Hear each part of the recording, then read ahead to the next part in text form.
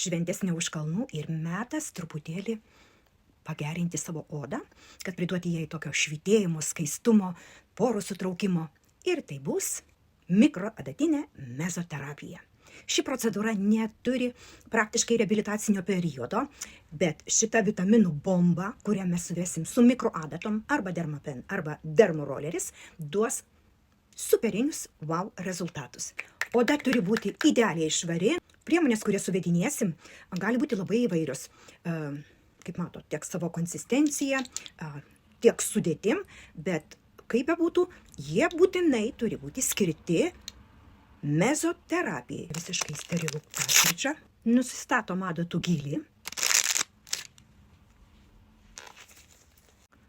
Padedam keletą lašelių. Įjungiam aparatą ir pradedam. Aš pradžiai pasidariau didesnį gylį, todėl darau štampukais.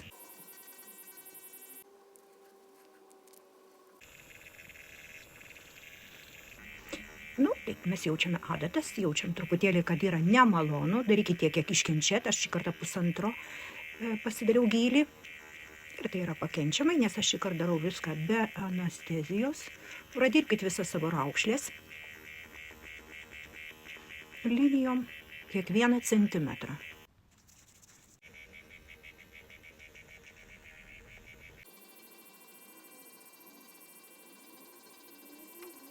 Pasidarėm.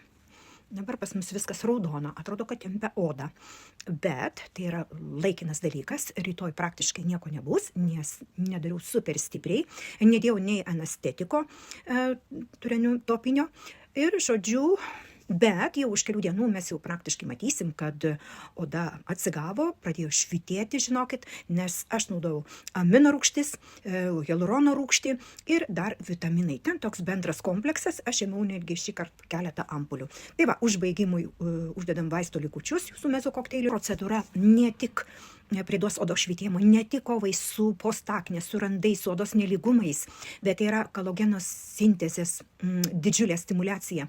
Mes padarom mikropažeidimus savo odoje, tuo pačiu sukeldami kontroliuojamą uždegimą. Tai reiškia, kad mūsų pats organizmas, jeigu net mes neuždėtumėm vaistų ar mezokokteilių, kitaip sakant, jis vis tiek turės rezultatą, nes būtent mes išjudiname daugumą receptorių, kurie pradeda stimuliuoti vieną dalyką, kitą, tai yra gydyti mūsų odą ir tuo pačiu atnešdami odai pačius geriausius ir naudingiausius dalykus, ką mes turim savo organizme.